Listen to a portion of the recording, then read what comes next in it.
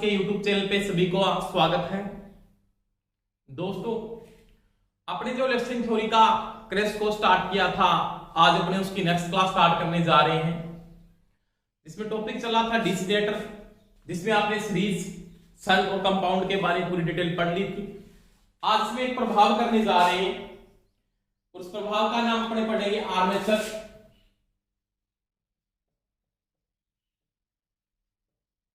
Armature प्रतिक्रिया प्रभाव। Shortcut में आपने बात की थी, इसके अंदर पीछे मैंने बताया भी था, आर्मेचर रिएक्शन कहते हैं। क्या बोलते हैं? Armature reaction. आपने इसकी मैग्नेटिक कैरेक्टरिस्टिक में पढ़ा था और लोड के साथ भी पढ़ा था कि वो आर्मेचर में वोल्टेज गिरने के दो रीजन थे। जनरेट वोल्टेज के बाद अपने पास जो बीएल मिलता है, उसकी वोल्टेज गिरने के दो रीजन थे, तो ओमिक ड्रॉप थी और एक क्या था? आर्मेचर रिएक्शन था। इसको बोलते हैं हिंदी में आर्मेचर प्रतिक्रिया प्रभाव। क्या बोलते हैं? आर्मेचर प्रतिक्रिया प्रभाव। अब देखो ये क्या है, जैसे मेरे पास क्या एक आर्मेचर है, मान लिया ये इसके फील्ड के पोल बने हुए हैं। मान लिया एक तो ये एन है, यहां पे मान लिया आपने आर्मेचर को स्थापित कर दिया ऐसे।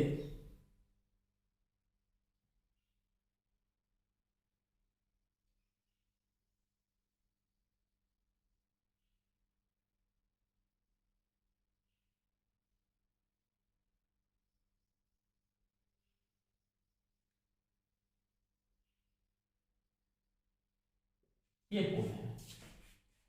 अब ये एन पोल है, ये कौन सा? एस पोल है। समझ में आई दोस्तों मेरी बात? इसमें यहां पे क्या आर्मेचर के चालक है, यहां पे मैंने आर्मेचर के चालक स्थापित कर रखे हैं ऐसे। ये चालक है,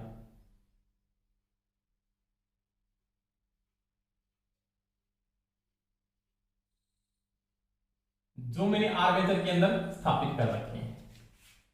अब क्या कहता है ये कि आर्मेचर रिएक्शन है क्या, या आर्मेचर प्रतिक्रिया प्रभाव क्या होता है, उसके बारे में अगर मैं बात करता हूं। आर्मेचर रिएक्शन क्या है, तो वो यहां पे कहता है कि जो फील्ड वाइंडिंग का फ्लक्स है, उसके ऊपर आर्मेचर क्या प्रभाव डाल रहा है। जैसे सिंपल मैं बात करता हूं, अगर ये आपके आर्मेचर के चालक है, समझ में आई दोस्तों मेरी बात? अब मैं आर्मेचर की डायरेक्शन ऑफ रोटेशन, ये डीआरओ देता हूं इसको, DOR, direction of rotation. Direction of rotation जब अपने करते हैं, इसको जब घुमाते हैं, उसमें क्या होता है? इलेक्ट्रोमोटिव फोर्स जनरेट होता है। क्या होता है? इलेक्ट्रोमोटिव फोर्स जनरेट होता है। आर्मेचर चालकों में क्या स्थापित होगा? ये जो आर्मेचर के चालक है, इनमें क्या बनेगा? चुंबकीय फ्लक्स बनेगा। क्या बनेगा? मैग्नेटिक फ्लक्स बनेगा। इनमें चुंबकीय फ्लक्स स्थापित होता है। वो चुंबकीय फ्लक्स फील्ड पर क्या प्रभाव डालता है? फील्ड वाइंडिंग पे वो हमेशा विपरीत प्रकृति का प्रभाव डालता है, क्योंकि सिंपल सी बात होती है। आपने इससे पहले पढ़ा लेंस का नियम। इसका नियम पढ़ा था, लेंस का नियम, कि जब आप क्या करोगे, आर्मेचर को फील्ड के बीच में घुमाओगे, आर्मेचर वाइंडिंग में पैदा होने वाले विद्युत बल की दिशा या धारा की दिशा इसके हमेशा क्या रहेगी? विपरीत रहेगी। यानी जिसके कारण इसकी उत्पत्ति होगी, उसी का बाद में क्या होगा? विरोध होगा।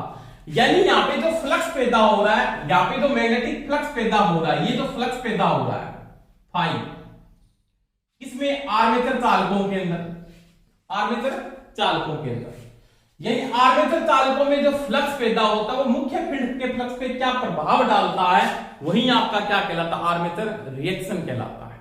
यानी आर्मेचर चालकों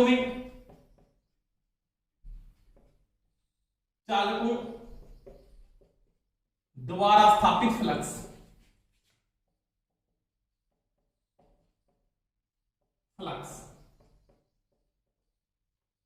मुख्य फील्ड वाइंडिंग या क्षेत्र कुंडलन पर जो प्रभाव डालता है,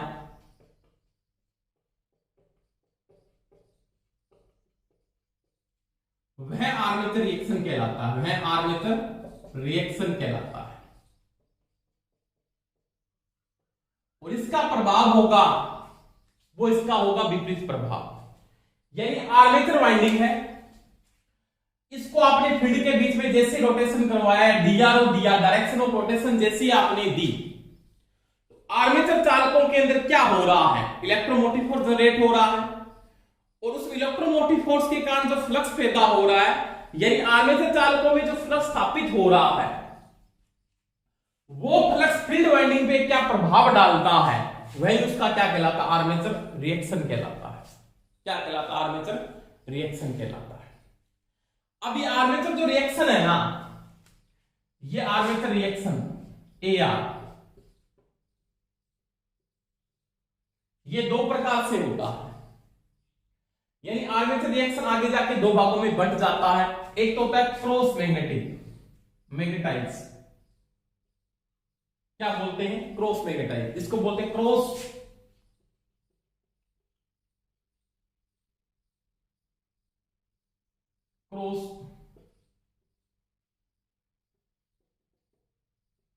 मैग्नेटाइज, या इसको बोलते हैं प्रतिचुंबकन। क्या बोलते हैं हिंदी में, प्रतिचुंबकन, क्रॉस मैग्नेटाइजिंग। और एक इसको क्या कहते हैं, यानी क्रॉस मैग्नेटाइजिंग का मतलब होता है, क्रॉस मैग्नेटाइजिंग हो जाता है एक तो, और एक हो जाता है बीचुंबकन। क्या बोलते हैं, बीचुंबकन प्रभाव। क्रॉस का मतलब होता है प्रतिचुंबकन, और एक होता है बीचुंबकन, जिसको बोलते हैं डीमैग्नेटाइजिंग। डीमैग्नेटाइजिंग क्या बोलते हैं, डीमैग्नेटाइजिंग। यानी इसके दो प्रभाव हैं, एक तो होता है क्रॉस मैग्नेटाइजिंग, इसको बोलते हैं प्रतिचुंबकन प्रभाव, और एक होता है डीमैग्नेटाइजिंग। ये दो प्रभाव हो जाते हैं आगे जाकर। वो पूछ सकता है आर्मेचर रिएक्शन के दो प्रभाव होते हैं, कौन कौन से होते हैं, एक तो होता है क्रॉस मैग्नेटाइजिंग और एक होता है डीमैग्नेटाइजिंग, यानी प्रतिचुंबकन प्रभाव, और एक होता है बीचुंबकन प्रभाव। इसके दो प्रभाव होते हैं, किसके, आर्मेचर रिएक्शन, या इसको बोलते हैं आर्मेचर प्रतिक्रिया प्रभाव। ये क्रॉस या प्रतिचुंबकन प्रभाव है ना, या आपका जो प्रतिचुंबकन जो प्रभाव पैदा हो रहा है, ये लो लोड पे यानी कम भार पे होता है।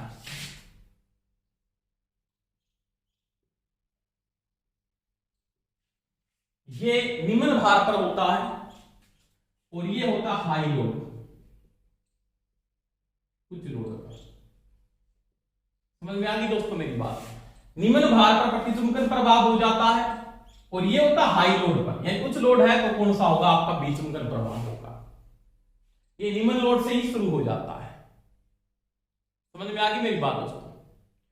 इसके कारण क्या होता है कि जो फील्ड का फ्लक्स है, या आर्मेचर का जो फील्ड का फ्लक्स है ना, वो विरूपित हो जाता है। इसके कारण फील्ड फ्लक्स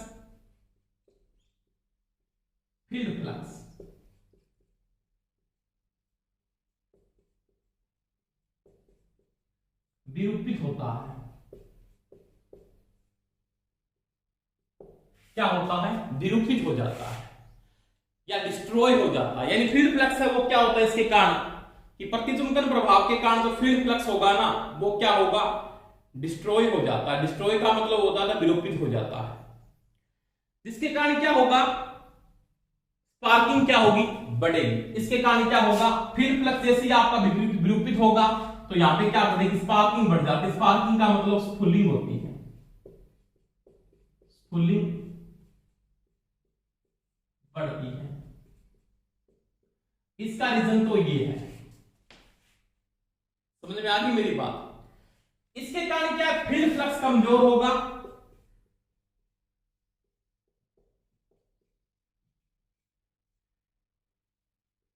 कमजोर हो जाता है,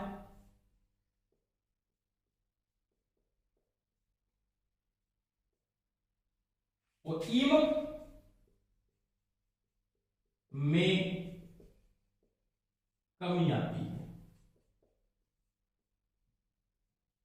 ये लिखते जाना साथ। देखो दो बातें हुई यहां पे। आर्मेचर रिएक्शन के कारण दो प्रभाव होंगे, यानी मैं प्लेन को चेक कर लेता हूं। आर्मेचर रिएक्शन के कारण आपके दो प्रभाव होंगे। कौन कौन से प्रभाव होंगे, पहला तो होगा क्रॉस मैग्नेटाइजिंग हो जाता है, प्रतिचुंबकन प्रभाव हो जाता है, और एक होता है डीमैग्नेटाइजिंग, इसका मतलब बीचुंबकन प्रभाव हो जाता है। प्रतिचुंबकन प्रभाव होगा ना, वो लो लोड पर यानी निम्न भार पर होता है। क्या होता है, निम्न भार पर। और ये होता हाई लोड के ऊपर, तो ये उच्च लोड के ऊपर ये होगा। इसके कारण फील्ड का फ्लक्स है वो क्या होगा, विरूपित हो जाता है। इसके कारण फील्ड का फ्लक्स क्या होता है, कमजोर हो जाता है। इसके कारण स्पूलिंग बढ़ती है, यानी इसके रीजन के कारण क्या होगा, इसका जो ये रीजन है ना, इसके कारण फील्ड का फ्लक्स विरूपित होता है, ये मैं बता दूंगा आगे क्या होता है। और इसके कारण क्या होगी, स्पूलिंग बढ़ेगी। इसके कारण फील्ड का फ्लक्स क्या होगा, कमजोर होगा। दूसरे कारण फील्ड का फ्लक्स कमजोर होने से इलेक्ट्रोमोटिव फोर्स के मान में क्या आएगी दोस्तों, कमी आ जाती है। तो ये जो आर्मेचर रिएक्शन आगे जाके दो भागों में बन जाता है, क्रॉस मैग्नेटाइजिंग हो जाना और क्या हो जाना, डीमैग्नेटाइजिंग हो जाना। दो भागों में क्या होता है, आगे जाके बन जाता है। अब मैंने बात की यहाँ पे आर्मेचर रिएक्शन क्या है। आर्मेचर रिएक्शन का मतलब होता है आर्मेचर के चालकों में स्थापित फ्लक्स मुख्य फील्ड पे जो प्रभाव डालता है वो क्या आर्मेचर रिएक्शन है। इसके दो टाइप के हैं, प्रतिचुंबकन प्रभाव और उसका कौन सा प्रभाव है, विचुंबकन प्रभाव। प्रतिचुंबकन प्रभाव के कारण निम्न लोड से स्टार्ट हो जाता है और ये हाई लोड के ऊपर होता है। इसके कारण फील्ड का फ्लक्स विरूपित होता है। पिछले किताबों कि क्रॉस चुंबकन के कारण क्या होता है, फील्ड का फ्लक्स विरूपित होता है। इसका क्या प्रभाव है, ये फील्ड के फ्लक्स को कमजोर करता है। इसके कारण क्या बढ़ती है, इसके कारण स्पूलिंग होती है, स्पार्किंग होती है। इसके कारण क्या होता है, इलेक्ट्रोमोटिव फोर्स में या पैदा ईएमएफ है या जनरेट ईएमएफ है उसमें क्या आती है, कमी आती है। तो ये दोस्तों मैंने आर्मेचर रिएक्शन की बात की। अब इसके बाद देखो ये क्रॉस मैग्नेटाइजिंग क्या है और डीमैग्नेटाइजिंग क्या है उसकी बात करता हूं। ये बताइए,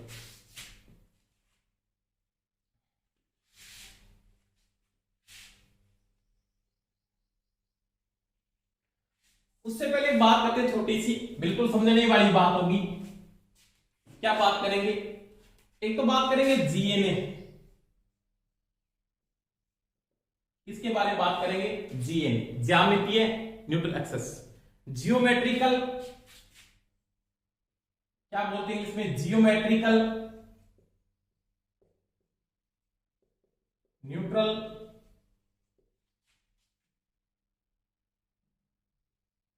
न्यूट्रल एक्सेस, हिंदी में बोलते हैं ज्यामितीय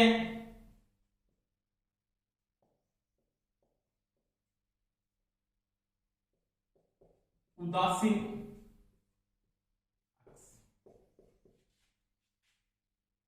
अब ये जीएनए है क्या, अपने को सबसे पहले ये पता होना चाहिए कि जीएनए क्या है, एमएनए क्या है, ये इंपॉर्टेंट है। उसके बाद अपने पढ़ेंगे कि डीमैग्नेटाइजिंग क्या है और मैग्नेटाइजिंग क्या है, और उसमें पढ़ेंगे क्रॉस मैग्नेटाइजिंग क्या है। अब देखो आपने देखा दोस्तों, ये मेरे पास जैसे पोल है, जैसे ये तो एन है और ये मेरे पास क्या है, एस है। ये इसका है चुंबकीय अक्ष एम में, क्या है, चुंबकीय अक्ष। ये आपका चुंबकीय अक्ष है, समझ में आ गई मेरी बात। जीएनए हमेशा ही चुंबकीय अक्ष के क्या होगा, लंबवत होगा 90 डिग्री, यानी जीएनए होगा वो चुंबकीय अक्ष के हमेशा ही क्या होगा, लंबवत होगा। और कितने डिग्री होगा, 90 डिग्री। ये चीज का ध्यान रखना, यानी जीएनए आराम से समझना दोस्तों, जीएनए चुंबकीय अक्ष के हमेशा ही लंबवत 90 डिग्री होगा, ये चीज का ध्यान रख लेना। और लोड के साथ या भार के साथ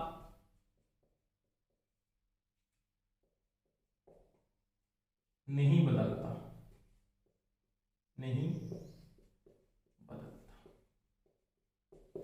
ये चीज का ध्यान रखना।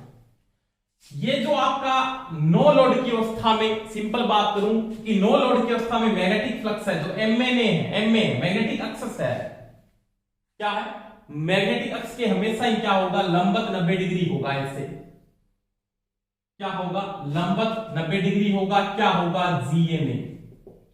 और ये भार के साथ नहीं बदलता, यानी इसका मान होगा, इसका जो एंगल है वो लोड के साथ चेंज नहीं होता। समझ में आ गई दोस्तों मेरी बात। अब अगर मैं दूसरी इसमें बात करूं मैं एमएनए की, मैग्नेटिक न्यूट्रल एक्सेस, या इसको क्या बोलते हैं, चुंबकीय उदासीन अक्ष। क्या बोलते हो, चुंबकीय उदासीन अक्ष। अब ये क्या है, आपकी चुंबकीय फ्लक्स है, आपका जो रिजल्टेंट चुंबकीय फ्लक्स है, ऐसे बोलोगे रिजल्टेंट चुंबकीय फ्लक्स है। जैसे आपके पास ये एन पोल है और ये एस पोल है, आपका ये चुंबकीय फ्लक्स है, मान लीजिए ये चुंबकीय फ्लक्स है, उसको क्या बोलोगे, रिजल्टेंट चुंबकीय फ्लक्स, यानी एफ आर। क्या बोलोगे, एफ आर, रिजल्टेंट चुंबकीय फ्लक्स, यानी परिणामी चुंबकीय फ्लक्स है ना, ये परिणामी चुंबकीय फ्लक्स, उसके हमेशा यानी एमएनए से रहता है, बिल्कुल आपने देखा भी होगा, एमएनए से होगा इस प्रकार से, एमएनए। परंतु जो रिजल्टेंट चुंबकीय फ्लक्स है उसके क्या होगा, 90 डिग्री होगा। ये दोनों में डिफरेंस है, यह परिणामी चुंबकीय फ्लक्स के 90 डिग्री होता है,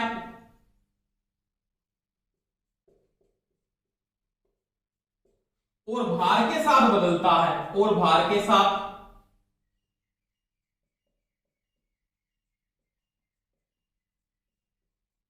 बदलता है।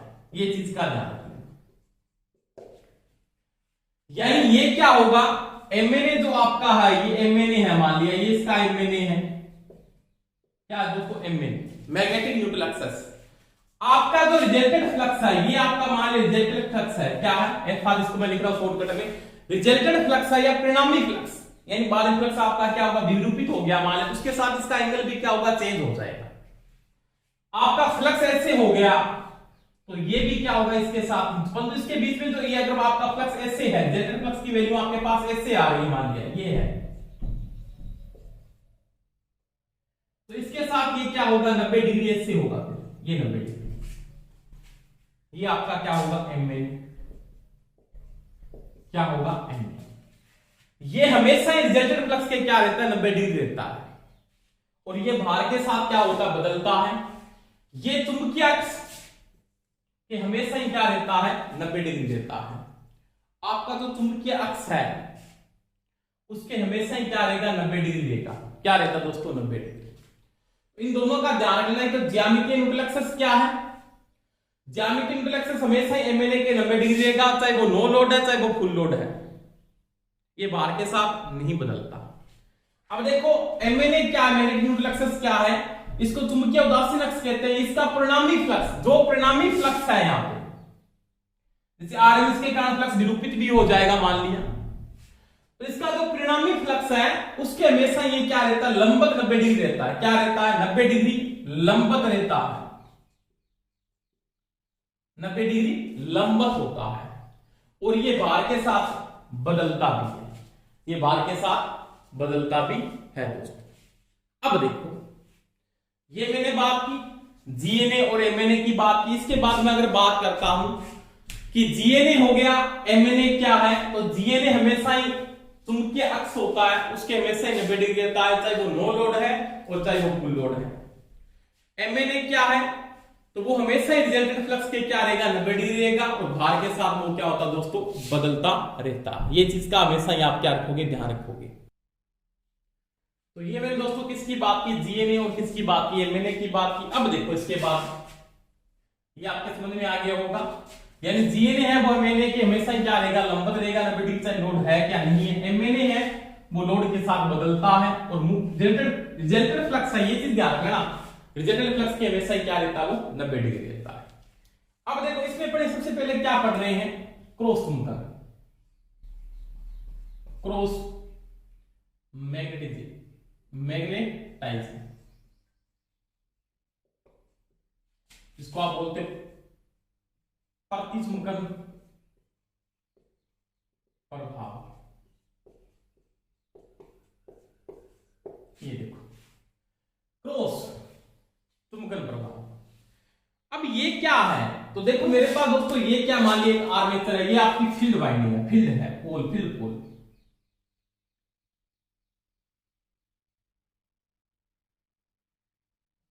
एन है,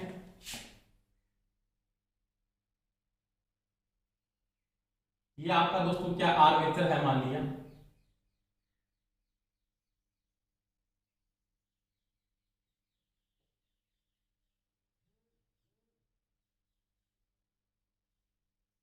ये आपका एस पोल है। अब यहां पे क्या आर्मेचर में ये चालक है ऐसे,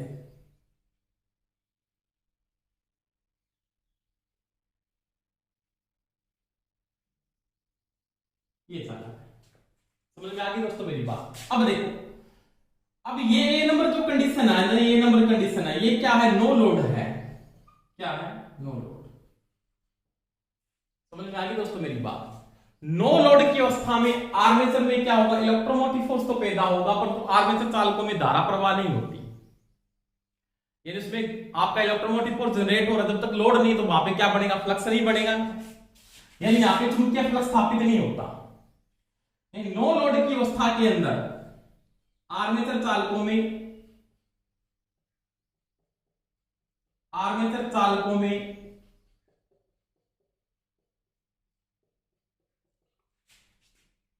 चुंबकीय फ्लक्स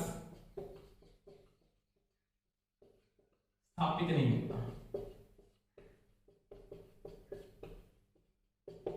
समझ में आ गई मेरी बात। अगर वो नो लोड की अवस्था में है, उसके ऊपर भार नहीं, तो करंट फ्लो नहीं हो रहा, करंट नहीं फ्लो हो रहा, तो ये करंट फ्लो नहीं करवा रहा है, इलेक्ट्रोमोटिव फोर्स जनरेट हो रहा है, परंतु करंट फ्लो नहीं हो रहा, परंतु यहां पे चुंबकीय फ्लक्स नहीं होगा। इसका मतलब क्या होगा, उस अवस्था में आपके पास जो जीएनए और एमएनए है, क्या है, जीएनए और एमएनए दोनों के दोनों क्या होंगे, एक साथ ही होते हैं। ये चीज का ध्यान रख लेना। इस अवस्था में क्या होगा, जीएनए व एमएनए एक साथ होते हैं, एक साथ होते हैं। यानी जो आपका चुंबकीय अक्ष था ना, ये वाला, ये क्या था, मैग्नेटिक जो एक्स था, ये दोनों के दोनों उसके क्या होंगे, लंबवत होंगे। कितने डिग्री लंबवत होंगे, 90 डिग्री। समझ में आई दोस्तों मेरी बात, आई ना। अब देखो, नो लोड की अवस्था में आर्मेचर के जो ये चालक है, इनमें कोई करंट नहीं फ्लो हो रहा, तो चुंबकीय फ्लक्स स्थापित नहीं होता। एक जीए तो आपको पता हमेशा 90 डिग्री रहता है, एमएनए भी क्या रहेगा, उसमें 90 डिग्री रहेगा। वो लोड के साथ क्या होता, बदलता। अब देखो आपने क्या किया है, अगली जो कंडीशन होती है वो होती है on load, be on load. On load की कंडीशन आपके पास मान लिया ये कंडीशन है, ये ऑन लोड की कंडीशन है ऐसे।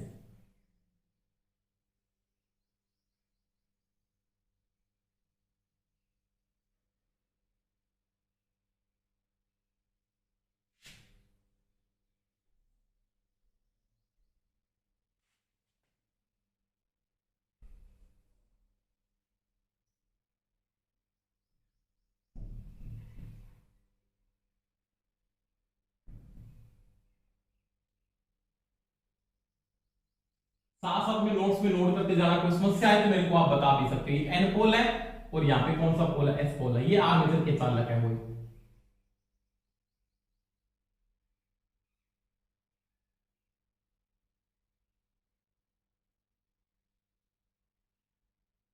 ये चालक है ऐसे।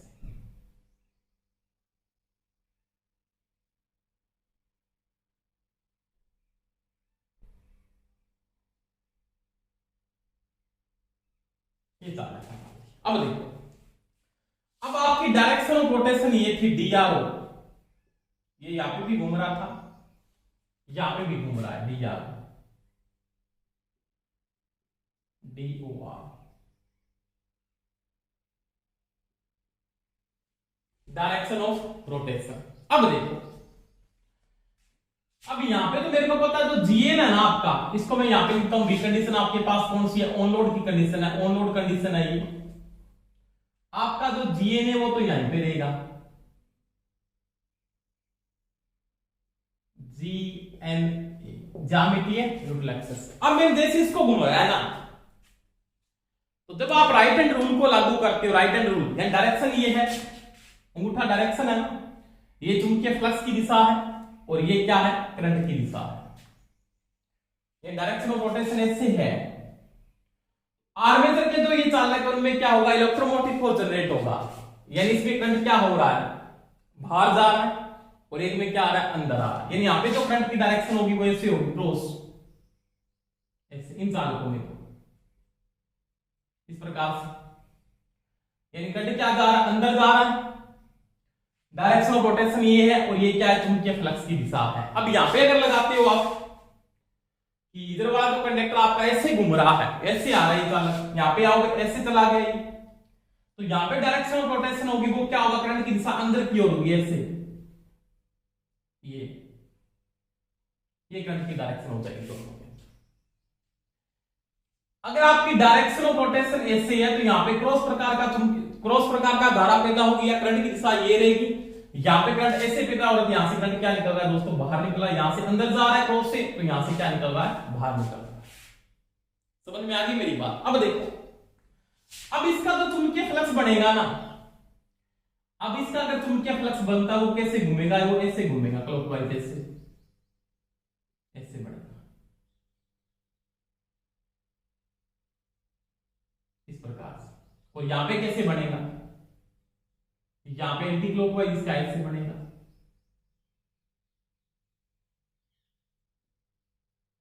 इस प्रकार से घूमेगा।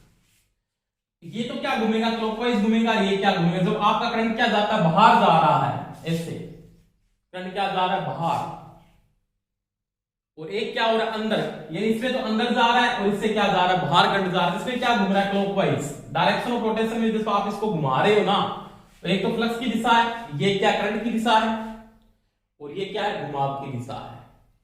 चालकों में जो करंट ऑफ रोटेशन हो रहा है वो इस प्रकार से हो रहा है कि क्रॉस तो क्या बढ़ रहा है, क्रॉस में क्या हो रहा है, आपका करंट बाहर जा रहा है, और डॉट क्या बता रहा है, करंट अंदर आ रहा है, यानी डॉट का चिन्ह वो क्या बता रहा है, करंट अंदर आ रहा है।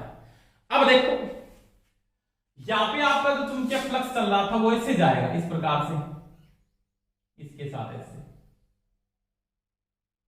ऐसे, यानी इस प्रकार से जा रहा है, यही जा रहा है, इधर वाला ऐसे आ रहा है, एन से एस की ओर है ना, एन से एस की ओर, तो ये ऐसे घूम रहा है, ऐसे इस प्रकार से, और ये कैसे घूम रहा है, इस प्रकार से, संयोग होने के बाद ऐसे, ये रोटेशन में आ रहा है। समझ में आ गई मेरी बात। यानी ये तो एन से इस प्रकार से घूम जाएगा, ये ऐसे इस प्रकार से घूम जाएगा, अगली कंडीशन जो आएगी वो फ्लक्स की ऐसे हो जाएगी, इस प्रकार से,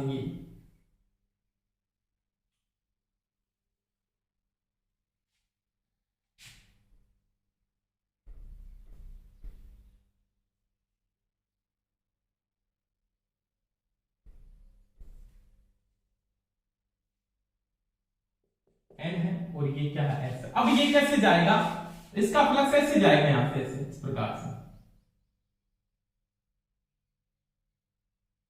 इस प्रकार चलेगा, विरूपित हो जाएगा। विरूपित का मतलब इस प्रकार चल रहा है, यहां से ऐसे घूम के यहां से चला बाहर, इधर से ऐसे घूमा, यहां से वापस ऐसे घूम जाएगा, ये ऐसे चला जाता है, इस प्रकार से।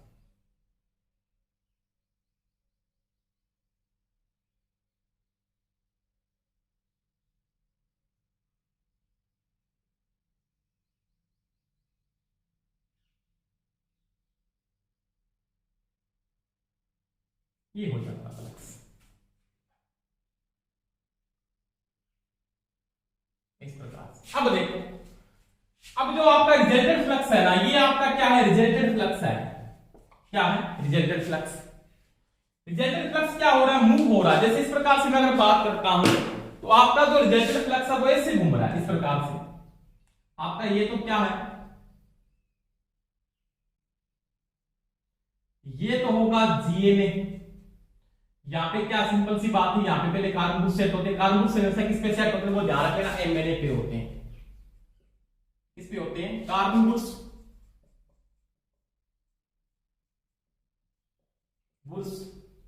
हमेशा एमएनए पे होंगे, एमएनए पर होंगे, ये भी ध्यान रखिएगा, ये लिख देता हूं। अब देखो, ये जो करंट पैदा हुआ उस करंट की डायरेक्शन के कारण आपका फ्लक्स विरूपित हो गया। ऐसे विरूपित का मतलब समरूप न चल के फ्लक्स आपका ऐसे चल रहा है, इसको होते विरूपित हो जाना, फ्लक्स का विरूपण होना। क्या होना? विरूपण हो जाना फ्लक्स का विरूपण हो जाना या फ्लक्स का विरूपित हो जाना। अब फ्लक्स जैसे ही आपका विरूपित होगा तो मेरे पास क्या था, मैंने तो हमेशा इसके क्या होता है जनरल फ्लक्स के क्या रहेगा 90 डिग्री ऐसे मान दिया। अगर ये ऐसे हो गया तो ये भी इसका भी एंगल थोड़ा सा ऐसे घूम जाएगा, यानी जनरल फ्लक्स के 90 डिग्री है। अगर ये ऐसे घूमेगा तो ये भी घूम गया। तो फ्लक्स जैसे ही आपका विरूपित ऐसे विरूपित होता है, ये फ्लक्स आपका ऐसे विरूपित हो गया जनरल फ्लक्स, तो ये आपका जो एमएनए होगा वो इसके साथ ऐसे भी क्या होगा विरूपित हो जाएगा। इसका मतलब आपका एमएनए हो जाता है वो यहां पे आ जाता है इस कंडीशन में। तो ये बढ़ जाता आपका इस समय एमएनए। समझ में आ गई मेरी बात? अगर आपके कार्बन ग्रुप्स अगर यहां पे हैं, अगर वो जीएनए पे ही हैं, तो जैसे ही इस करंट की डायरेक्शन पे ये फ्लक्स विरूपित होता तो उसके कारण यहां पे क्या बढ़ेगी, कार्बन ग्रुप्स पे स्पार्किंग बढ़ जाती है। क्या होती है? स्पार्किंग। यानी यहां पे जैसे ये फ्लक्स विरूपित होता है, यानी फ्लक्स जैसे ही आपका विरूपित होगा तो यहां पे क्या होगी, स्पूलिंग होगी। क्या होगी? स्पूलिंग, या उसको कहते हैं स्पार्किंग होना। स्पार्किंग क्या होगी? स्पार्किंग होगी।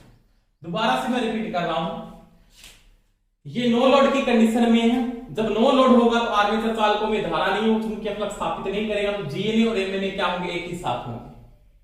जब आपने लोड डाला और डायरेक्शन ऑफ रोटेशन की है तो आर्मेचर के चालकों में क्या होगी, धारा पैदा होगी। आर्मेचर के चालकों में क्या पैदा होगी, धारा। ये आर्मेचर के चालक है मानिए यहां पे ये वाले ऐसे, इन चालकों में धारा पैदा होगी, चालक आर्मेचर के मान लिया इसे। ये इनमें तो करंट ऐसे प्रकार का पैदा होता है, इन चालकों में इधर पैदा होता डॉट वाला साइन है। इसका फ्लक्स कैसे घूमेगा, इनका तो फ्लक्स ऐसे चलेगा इस प्रकार से मान लिया ऐसे, इनका फ्लक्स इसका एंटी क्लॉकवाइज घूमेगा ऐसे। आपका फ्लक्स बाद में ऐसे साइन हो जाएगा, इस प्रकार से चलता जाएगा, इसके साथ वेव को बनाएगा ऐसे। तो मुख्य फ्लक्स है ना वो क्या होगा, इसके साथ आर्मेचर के साथ क्या होता है, विरूपित हो जाता है। क्या हो जाता है? विरूपित। उसके कारण जैसे फ्लक्स आपका विरूपित होगा तो यहां पे क्या होगी, स्पार्किंग होगी बिंदुओं के ऊपर। क्या होगी? स्पार्किंग। और स्पार्किंग का कारण क्या है, तो वो है क्रॉस चुंबकन। क्या होता है? क्रॉस चुंबकन। तो वही मैंने बात की थी कि आर्मेचर के ऊपर कार्बन ग्रुप्सों पे अगर स्पार्किंग हो रही है तो उसका रीजन क्या है, तो वो क्रॉस चुंबकन है। ये चीज का ध्यान देना, वो क्या बी चुंबकन नहीं है, वो क्या है, क्रॉस चुंबकन प्रभाव है। क्या है दोस्तों? क्रॉस चुंबकन। तो यहां पे स्पार्किंग को कम करना है तो क्या करोगे, स्पार्किंग को कम करना है तो क्या करोगे, तो स्पार्किंग को कम करने के लिए क्या करेंगे, स्पार्किंग को कम करने के लिए कार्बन ग्रुप्सों को, यानी इस विरूपण प्रभाव को कम करने के लिए या क्रॉस चुंबकन को कम करने के लिए जो आप क्या करोगे, निवारण करोगे। इसका जो निवारण है वो क्या निवारण है, निवारण कार्बन ब्रुश को रोककर आरंभ की सहायता से, रोककर आरंभ की सहायता से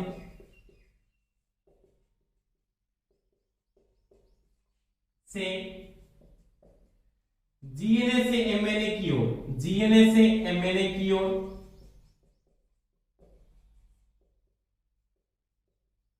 खिसकाते हैं।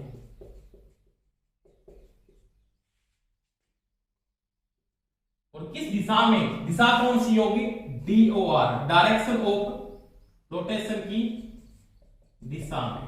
ये चीज का ध्यान रखना, यानी कार्बन ग्रुप्सों को यहां से कहां लेके चले जाओगे, आप यहां पे ले चले जाओ इस कंडीशन पे, धीरे धीरे जहां पे स्पार्किंग क्या हो जाए, बिल्कुल कम हो जाए। इसके कारण आप क्रॉस चुंबकन प्रभाव को क्या करते दोस्तों, कम कर सकते हैं। समझ में आ गई मेरी बात? दोबारा मैं रिपीट कर रहा हूं। और ये होगा कब, तो ये ऑन लोड ही होगा, ये चीज का ध्यान रखना, लो लोड नहीं होता, ऑन लोड ही होगा। ऑन लोड की अवस्था में आर्मेचर चालकों में जो धारा पैदा होती है उसके कारण आपका मुख्य फ्लक्स है ना, फील्ड का फ्लक्स, वो क्या हो जाता है, विरूपित हो जाता है। जिसके कारण आर्मेचर के कार्बन ग्रुप्सों पे क्या होता है, स्पार्किंग होती है, बहुत ज्यादा स्पार्किंग होती है। उस स्पार्किंग के कारण, उस स्पार्किंग का होने का जो रीजन है उसको क्या बोलते हैं, अपने क्रॉस मैग्नेटाइजिंग कहते हैं। उसका निवारण के लिए कार्बन बुड्सों को रोककर आयन, क्योंकि कार्बन बुड्स किसमें सेट होते हैं, बुड्स होल्डर में रोककर आयन में लगा होता है। तो रोककर आयन की सहायता से कार्बन बुड्सों को जीएनए से एमएनए की ओर धीरे धीरे खिसकाते हैं। मैक्सिमम जो एंगल होता है वो 20 डिग्री का होता है, और इसको किस दिशा में खिसकाएंगे, तो वो दिशा होगी जो डीआर और डायरेक्शन ऑफ रोटेशन की दिशा, उसी दिशा में इसको क्या करते हैं, खिसका देते हैं। उसके कारण आप क्रॉस मैग्नेटाइजिंग को क्या कर सकते हो, कम कर सकते हो। तो ये था इसका प्रतिशुल्कन प्रभाव, या किसको बोलते हैं क्रॉस मैग्नेटाइजिंग। इसमें एक चीज का और भी ध्यान रखना, इसमें एक क्वेश्चन ये भी पूछा था, एक इसमें लिखते एलपीटी, ठीक है, एक लिखते हैं टीपीटी। अब ये एलपीटी क्या है, ये होता है लीडिंग पोल ट्रिप, और ये होता है ट्रेलिंग पोल टिप। ये लीडिंग पोल टिप है, इसको क्या बोलते हैं, लीडिंग पोल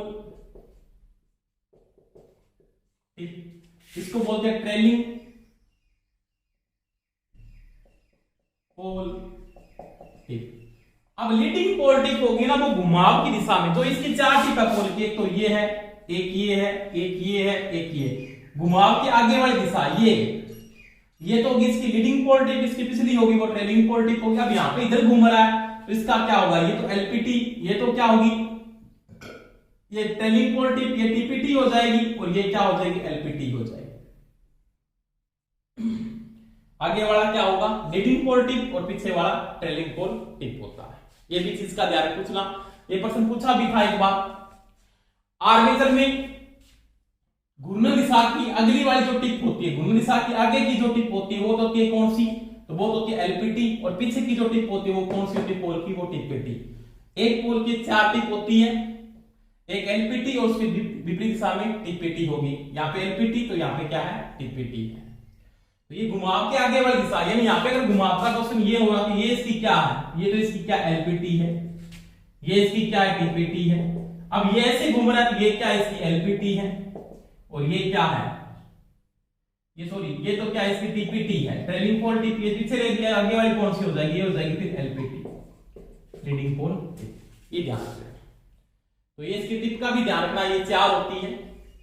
घुमाव की आगे वाली टिप होगी वो उसकी तो लीडिंग पोल टिप होगी, और पीछे वाली होगी वो ट्रेलिंग पोल टिप होगी। यहाँ पे ये ऐसे घूम रहा है, तो पीछे वाली दिशा कौन सी हो जाएगी, ट्रेलिंग पोल टिप, और आगे वाली कौन सी हो जाएगी, लीडिंग पोल टिप होती है। अब देखो, तो ये तो था दोस्तों कौन सा, क्रॉस मैग्नेटाइजिंग था। अब देखो इसके कारण विचुंबन प्रभाव हो रहा था। अब देखो इसके बाद बात आती है वो क्या होता है, उसको बोलते हैं डीमैग्नेटाइजिंग, प्रतिचुंबन प्रभाव। क्या पढ़ेंगे, प्रतिचुंबन प्रभाव। प्रतिचुंबन तो हो गया ना, बीचुंबन प्रभाव, सॉरी, बीचुंबन प्रभाव, डीमैग्नेटाइजिंग, डीमैग्नेटाइजिंग। अब ये क्या कहता है कि जो आर्मेचर के चालक है, ये आर्मेचर के चालक है आपके पास, यहां पे आपने आर्मेचर को स्थापित कर दिया, ये आर्मेचर, ये आर्मेचर के चालक है। इसकी डीआर हुई है, डायरेक्शन ऑफ रोटेशन ये है, ये एन पोल है, ये एस पोल है, ये आपका आर्मेचर है। अब ये आर्मेचर के चालकों में क्या होगा, जब ये ऑन लोड होगा, क्या होगा, ऑन लोड। समझ में आ गई बात।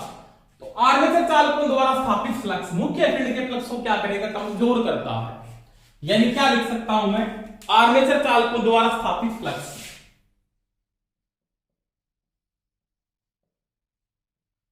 चालकों द्वारा स्थापित फ्लक्स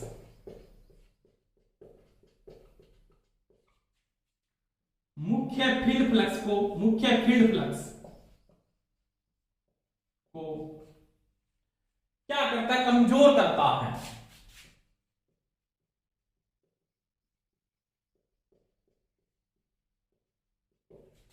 उसके कारण क्या होता है, आपका बीचुंबन प्रभाव होता है। यानी ये जो फील्ड का फ्लक्स बनेगा ना, यहां पे जो फ्लक्स बनेगा, आर्मेचर चालकों में जो फ्लक्स स्थापित होगा, वो फील्ड पे क्या डालेगा, विपरीत प्रकृति का प्रभाव डालता है।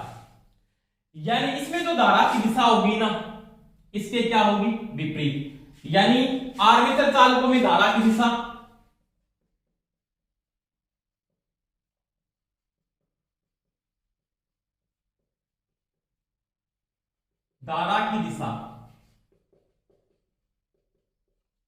समझ में आ गई मेरी बात। वह फील्ड के चालकों में धारा की दिशा क्या होती है? विपरीत होती है।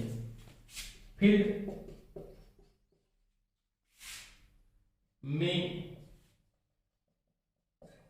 धारा की दिशा विपरीत होगी। उसके कारण क्या होगा? उसका फील्ड का फ्लक्स क्या होगा? कमजोर। अगर धारा की दिशा विपरीत है, एक में तो आपका करंट ऐसे फ्लो हो रहा है, आर्मेचर में करंट तो आपका ऐसे फ्लो हो रहा है, और फील्ड का फ्लक्स आप करंट की दिशा आपके पास ये है, जैसे फील्ड में ये है। दोनों के बीच में कौन सा बल लगता है? तो आपने पढ़ा है कि दो चालकों में धारा की दिशा अगर विपरीत है तो दोनों के बीच में कौन सा बल लगता है? प्रतिकर्षण बल लगता है। उसके कारण फील्ड का फ्लक्स क्या होता है? कमजोर हो जाता है। और फील्ड का फ्लक्स जब कमजोर होता है तो फील्ड का फ्लक्स है तो तुल्य फ्लक्स आएगा, या आपका जो रिजल्टेंट फ्लक्स आता है उसके बराबर क्या लिखूंगा? फील्ड फ्लक्स माइनस क्या हो जाएगा? Armature flux. यह आपका रिजल्टेंट फ्लक्स होगा। आर्मेचर का फ्लक्स इसको क्या करेगा? कमजोर करेगा। उसके कारण क्या होगा? इसी समानुपाती आपने पढ़ा है क्या है? फाई है। रिजल्टेंट फ्लक्स की ये क्या है? समानुपाती। उसके कारण ईबी के मान में क्या आती है? कमी। ईबी क्या हो जाता है? कम हो जाता है। क्या हो जाता है? कम। उसका कारण क्या है? बीच मुगन प्रभाव। यानी आर्मेचर वाइंडिंग द्वारा स्थापित फ्लक्स मुख्य फील्ड वाइंडिंग पे क्या प्रभाव डालता है? विपरीत प्रकृति का जो प्रभाव डालता है उसको क्या बोलते हैं? बीच मुगन प्रभाव, या उसको आर्मेचर रिएक्शन के नाम से भी जानते हैं। इसका बीच मुगन प्रभाव आर्मेचर रिएक्शन है। विरूपित हो जाना वो क्या है आपका? क्या है आपका? विरूपित हो जाना। एक तो बीच मुगन प्रभाव है। अगर आपका फ्लक्स वहां से क्या हो रहा है? विरूपित हो रहा है, उसको क्या बोलेंगे? क्रॉस मैग्नेटाइजिंग बोलेंगे या प्रतिचुंबकन प्रभाव बोलते हैं। उसके कारण क्या होगा? उसके कारण स्पार्किंग होगी, और इसके कारण क्या होगा? इलेक्ट्रोमोटिव फोर्स के मान में क्या आएगी? कमी आएगी। इसका उपयोग, इसका निवारण क्या है? इसके निवारण के लिए क्या करते हैं? आर्मेचर के श्रेणी क्रम में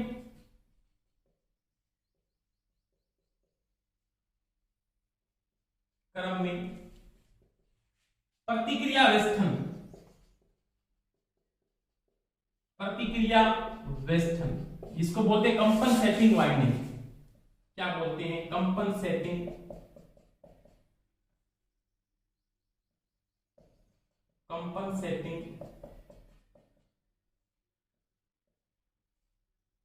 वाइंडिंग या वेस्टर्न स्थापित करते हैं।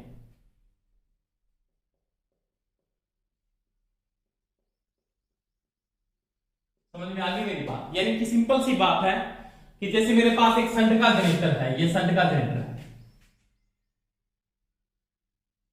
ये शंट का जनरेटर है।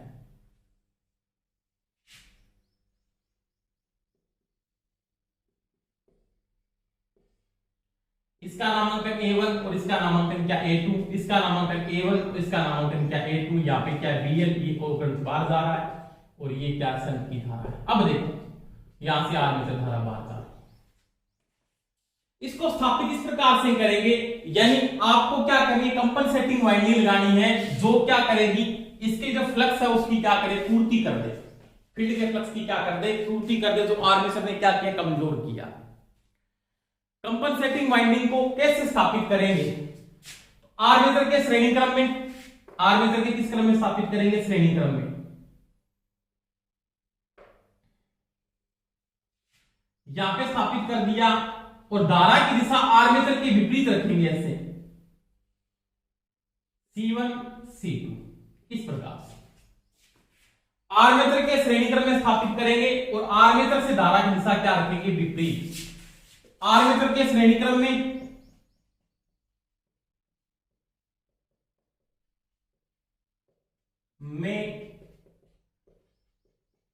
कंपनसेटिंग वाइंडिंग स्थापित करेंगे,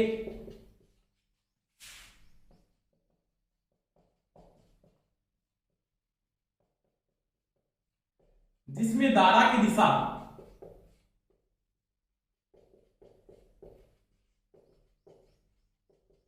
ये ध्यान रखना, आर्मेचर के विपरीत रखेंगे। आर्मेचर के विपरीत रखेंगे तो ये हो जाएगा बीच मुखर प्रभाव की पूर्ति। यानी आर्मेचर में धारा की दिशा अगर ये है तो इसमें धारा की दिशा ये रखेंगे। तो के फील्ड के साथ फिर क्या करेगा, साइन। इन दोनों में एक दिन का फ्लक्स क्या होगा, जुड़ जाएगा और परिणामी फ्लक्स आएगा तो फिर ये आ जाएगा, क्या आएगा, फाई एसएच प्लस में फाई इसी के साथ जुड़ेगा क्योंकि धारा की दिशा दोनों में एक है, माइनस क्या आ जाएगा, फाई ए। ये होगा इलेक्ट्रिक फ्लक्स। यानी अब ये इसकी क्या कर देगा, पूर्ति कर दे, इससे इलेक्ट्रोमोटिव फोर्स के मान में कमी ना हो। तो ये था इसका दोस्तों बीच मुखर प्रभाव, जिसको बोलते हैं डीमैग्नेटाइजेशन। ठीक है, तो ये था आपका आर्मेचर रिएक्शन। पूरे टॉपिक को कॉन्सेप्ट के साथ पढ़ाया है, आप उसका नोट्स बना लें, कोई समस्या आई तो कमेंट करके बता सकते हैं। Thank you, best of luck, जय हिंद।